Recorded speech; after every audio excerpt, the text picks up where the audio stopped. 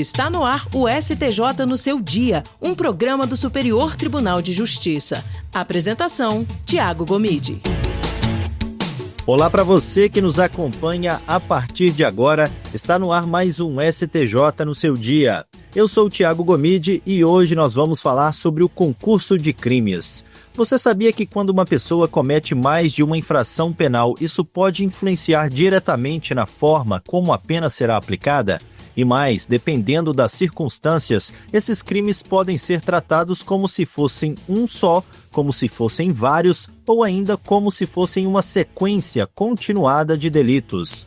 A forma como o judiciário interpreta essas situações afeta não apenas o tempo de prisão, mas também o acesso a benefícios legais, como a suspensão condicional do processo e a progressão de regime. Mas, afinal, o que é o concurso de crimes? Quais são os tipos previstos na legislação brasileira? E como que o Superior Tribunal de Justiça tem consolidado sua jurisprudência sobre o tema? E quais os impactos práticos para advogados, juízes, membros do Ministério Público e para os próprios réus?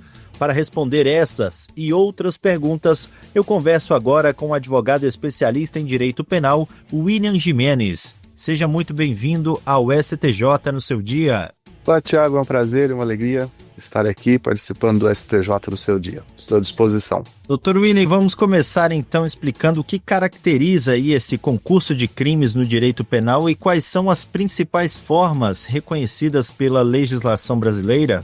Veja bem, Tiago, o concurso de crimes, a doutrina vai nos dizer, vai nos iluminar, dizendo que o concurso de crimes é exatamente a ponte que liga a teoria geral do delito à teoria geral da pena. Nós estamos aqui no campo do concursus delictorum.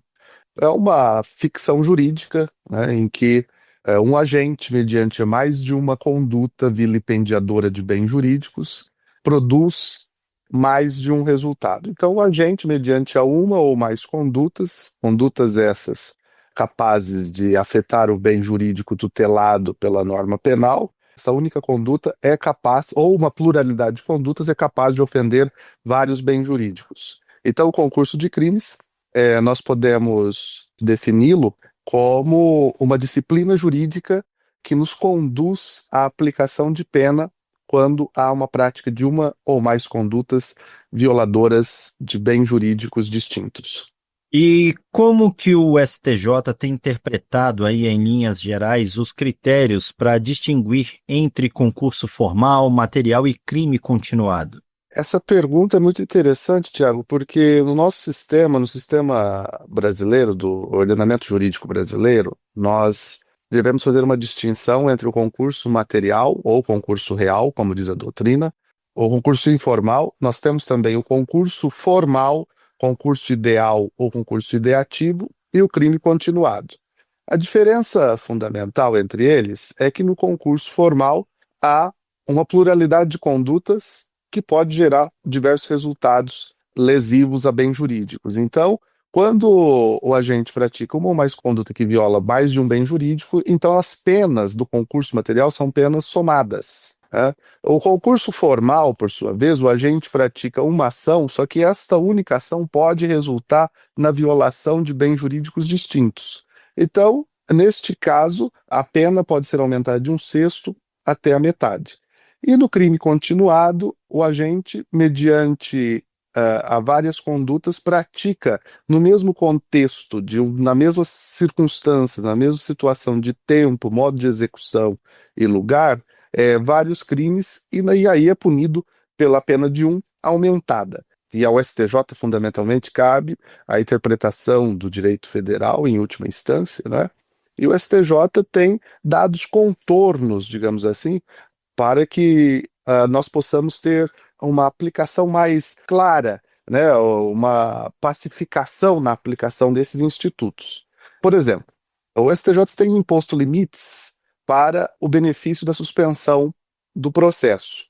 A título de exemplo, a jurisprudência consolidou o entendimento de que a suspensão condicional do processo não se aplica a infrações penais praticadas em concurso material, concurso formal ou sob a forma da continuidade delitiva, quando a pena mínima for resultante do somatório ou do aumento decorrente da majorante ultrapassaram o limite de 1 ano.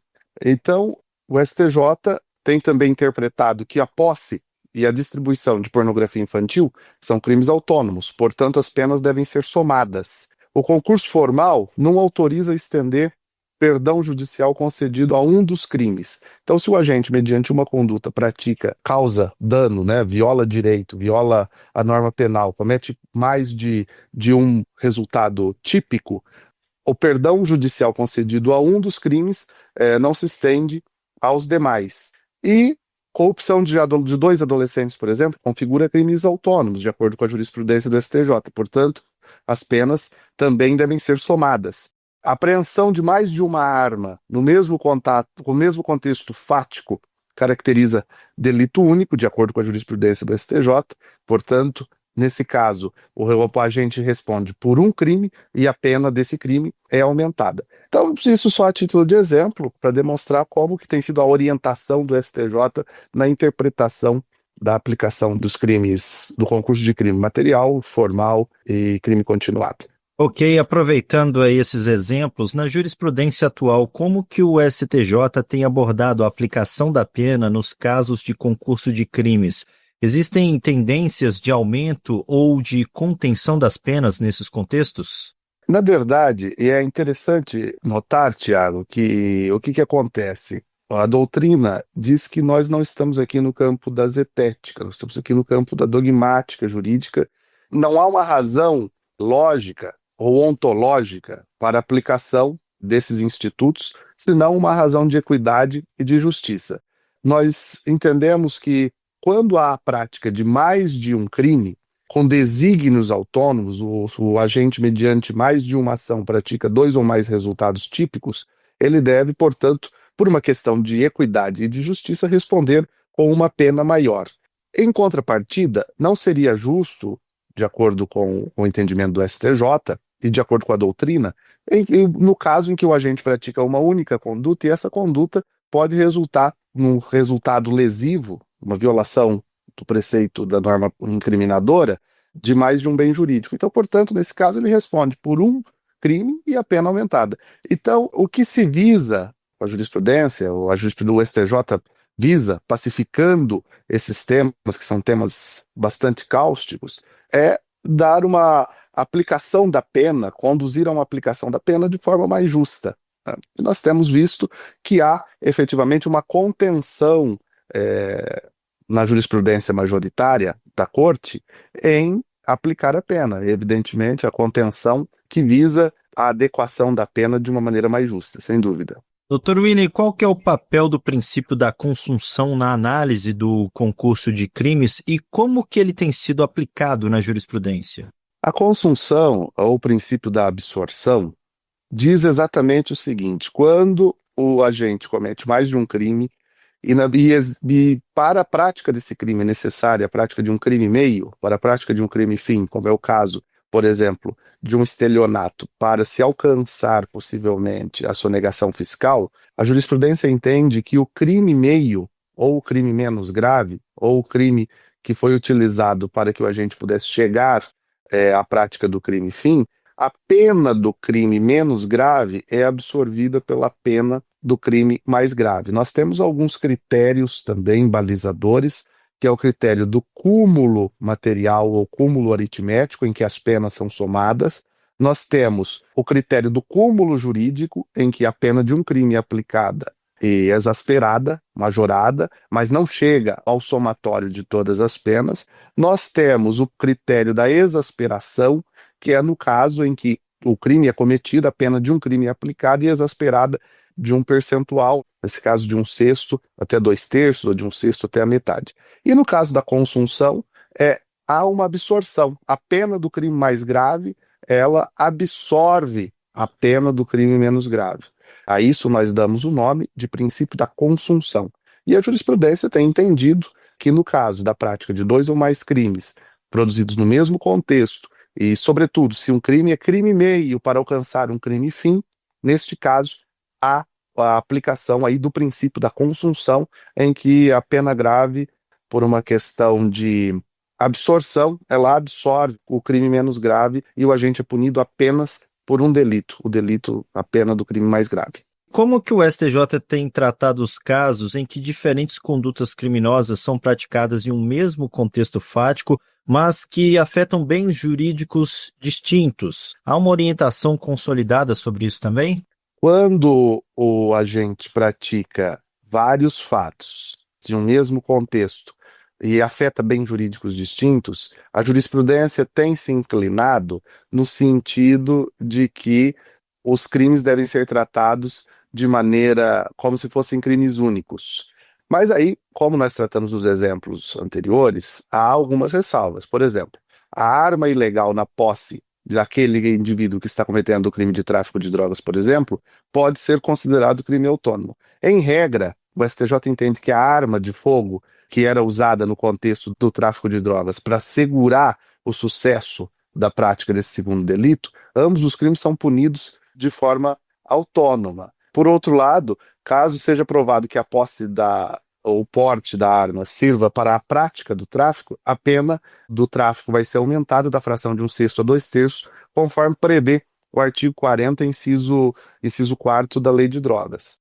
Então, havendo esta autonomia de desígnios, a rigor deve ser aplicada, embora praticada uma única conduta, deve ser aplicada a pena dos crimes separadamente e através do cúmulo aritmético ou cúmulo material. E a continuidade delitiva, doutor William, ela é frequentemente invocada pela defesa para atenuar as penas, correto? O STJ tem adotado uma postura mais restritiva ou mais flexível na aceitação dessa tese? O STJ tem adotado uma jurisprudência mais restritiva no que tange à aplicação da continuidade delitiva. Evidentemente, como dispõe o Código Penal, o agente praticando um crime, várias condutas criminosas, no mesmo contexto de tempo, lugar, modo de execução, a ele seria imposta a pena de um único crime exasperada. No entanto, o STJ tem tido um posicionamento mais restritivo e analisado essa questão com muita cautela, e sobretudo nos casos em que há crimes que envolvem violência ou grave ameaça à pessoa. No recurso especial, por exemplo, 1.680.114, ficou-se estabelecido que seria desarrazoado atribuir a prática de um crime único a um réu que corrompeu 2 adolescentes, assim como ao que corrompeu apenas um. Então, o ministro Sebastião Reis Júnior deixa isso claro, e de fato, há que se ter uma cautela na aplicação do crime continuado, da continuidade delitiva, para que isso não se torne, evidentemente, uma causa de injusta aplicação da lei penal no caso concreto, né? De forma geral, como que a jurisprudência tem lidado com os efeitos processuais do concurso de crimes, como a possibilidade de transação penal ou suspensão condicional do processo? Pois é, no ano 2000, Tiago, o STJ publicou a súmula 243, que se consolidou no sentido de que o benefício da suspensão condicional do processo, por exemplo, não se aplica às infrações penais praticadas em concurso material, em concurso formal ou sob a modalidade da continuidade delitiva, quando a pena mínima, ou resultante do somatório, ou resultante do aumento decorrente da majorante, ultrapassar 1 ano, porque violaria aí o artigo 89 da Lei 9.099 de 95, onde é previsto esse instituto. E também uma questão processual bastante relevante, bastante interessante que o STJ decidiu, é a questão de que o concurso formal não autoriza estender perdão judicial concedido a um dos crimes. Então a sexta turma decidiu que o fato dos delitos haverem sido cometidos em concurso formal não autoriza a extensão dos efeitos do perdão judicial, que é um instituto processual absolutamente importante para o nosso sistema processual, não autoriza, então, a concessão do efeito do perdão judicial concedido a um dos crimes, se não ficou comprovado, por exemplo, que quanto ao outro, a existência de um vínculo de subjetividade entre o autor do delito e a outra vítima. E para a gente finalizar essa nossa conversa, doutor William, a jurisprudência sobre o concurso de crimes, ela tem contribuído para tornar o sistema penal mais justo e proporcional, ou há desafios aí, ou pontos que ainda geram controvérsia? Sem dúvida nenhuma, há inúmeros desafios e pontos que ainda precisarão ser enfrentados pelo STJ O STJ certamente será convocado a tratar de diversos outros temas, porque nós estamos diante, como eu disse no início, dessa ponte que liga a teoria geral do crime à teoria geral da pena. E aí, para que nós possamos ter uma jurisprudência mais consolidada, é preciso sim que, evidentemente, o STJ seja convidado a enfrentar outras questões. É um tema bastante importante e um tema que está diretamente relacionado, como dizem os autores mais abalizados do direito penal, né? É um tema que não há razão ontológica para existir concurso de crime, senão uma razão de equidade e de justiça. Sem dúvida, o entendimento do STJ vai permitindo que o sistema jurídico, a pacificação do entendimento, vai permitindo que o sistema jurídico penal e processual penal tenha efetivamente uma aplicação mais justa no que tange à casuística. Ok, doutor William Gimenez, muito obrigado por essa participação aqui no STJ no seu dia. Obrigado, Tiago, é um prazer. STJ no seu dia, um programa do Superior Tribunal de Justiça. E o STJ no seu dia vai ficando por aqui. Eu agradeço a sua companhia pela Rádio Justiça e também pelas plataformas digitais. O STJ no seu dia tem produção de Caio Baltazar, trabalhos técnicos de Júlio César da Glória, direção e coordenação geral de Daniele Lombardi. Até o próximo programa. Tchau, tchau. STJ no seu dia, um programa do Superior Tribunal de Justiça.